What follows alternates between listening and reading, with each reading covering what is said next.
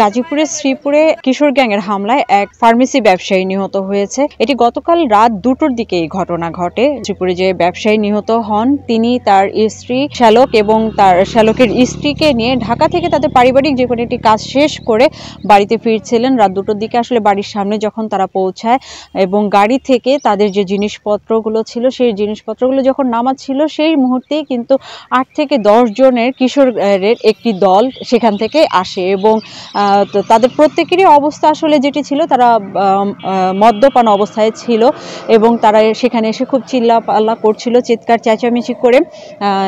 ফার্মেসির যিনি ব্যবসায়ী নিহত ব্যবসায়ী তাকে আসলে জিজ্ঞেস করা হচ্ছিল, বারবার করে জিজ্ঞেস করছিল যে এত রাতে তারা কোথা থেকে ফিরেছে। তো আসলে এই নিয়েই আসলে এক পর্যায়ে তাদের সাথে বাকবিতণ্ড এবং ব্যবসায়ীর যিনি স্ত্রী ছিলেন মাহমুদা তাকে এবং তার শ্যালকের যে স্ত্রী এদেরকে আসলে কিশোর গ্যাংয়ের যে ছেলেরা ছিল তারা আসলে কিছু বাজে কথা বলে এবং নোংরা মন্তব্য করে। সেই নোংরা মন্তব্যের পরে তখন তাদেরকে বারবার করে ব্যবসায়ী বুঝিয়ে সরিয়ে দেয় এখান থেকে এবং তারা তাদের বাড়ির ভেতরে ঢুকে চলে আসে এবং দরজা দিয়ে দেয়।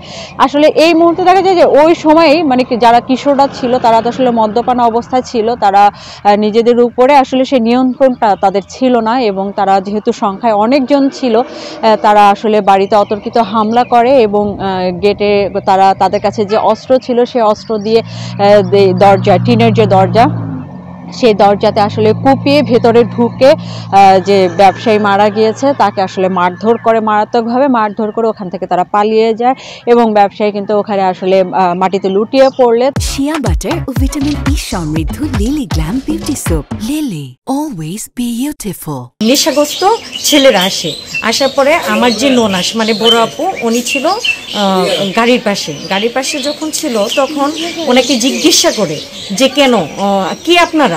উনি প্রতি উত্তরে বলে আমরাই। কই আমরা মানে আমরা কি? কেন তুমি আমাকে চিনো না? এটা নিয়ে ওদের মধ্যে একটা বিতর্ক হওয়ার পরে আমাদের যে গাড়ির ড্রাইভার ছিল আমার হাজব্যান্ডের ফ্রেন্ড শিমুল ভাইয়া ওনাকে জিজ্ঞাসা করে আপনি খারাপ ব্যবহার করতেছেন কেন? উনি আমাদের ওই ছেলেগুলো খারাপ ভাষায় গালিগালাজ করে। তারপর ওনার সাথে বিতর্ক হওয়ার পরে ড্রাইভারকে মারধর করে। এরপরে যখন আমার হাজব্যান্ড যায় ওনাকেও মারধর করে। আমি যখন যাই আমার আপনার কানের দুল তারপর চেন এগুলো নিয়ে যায় এবং ইট নিয়ে মারতে আসছে।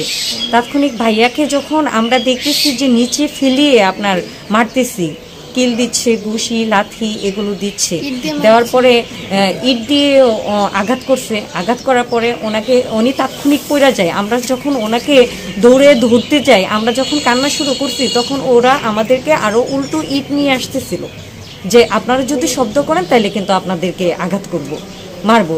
তখন আমরা প্রতিনিয়ত চুপ হয়ে যাই। এখন আমাদের একটাই দাবি, আমরা এটা সুস্থ বিচার চাই। বক্সিং মারলো তখন ভাইয়া মাথা ঘুরান মানে পড়ে গেল, ওনাকে ধরতে গেলে মানে আমরা দৌড়াদৌড়ি করতে ওরা তারপর আমাদের মারতেই আসে।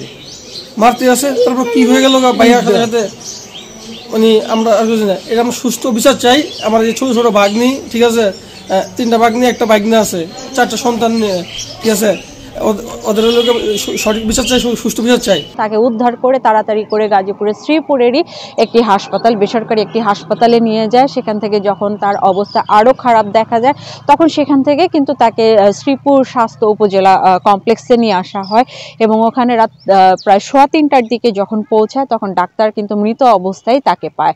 তো এই ঘটনাকে কেন্দ্র করে রাতেই আসলে মামলা হয়েছে থানায় এবং মামলার পরে 2 জনকে আটক করাও হয়েছে। আর বাকি যারা আছে তাদেরকে আটকের ব্যাপারে পুলিশ বিভিন্ন অভিযান চালাচ্ছে। খুব শীঘ্রই তাদেরকে ধরা হবে বলে জানিয়েছে পুলিশ। মামলা হবে এটা এবং এর মধ্যে 2 জন গ্রেপ্তার আছে, 2 জনকে আমরা গ্রেপ্তার করতে পেরেছি, বাকিদের আমরা গ্রেপ্তার অভিযান অব্যাহত আছে। রোগী যে ছেলেটা আসলে প্রকৃতপক্ষেই খারাপ।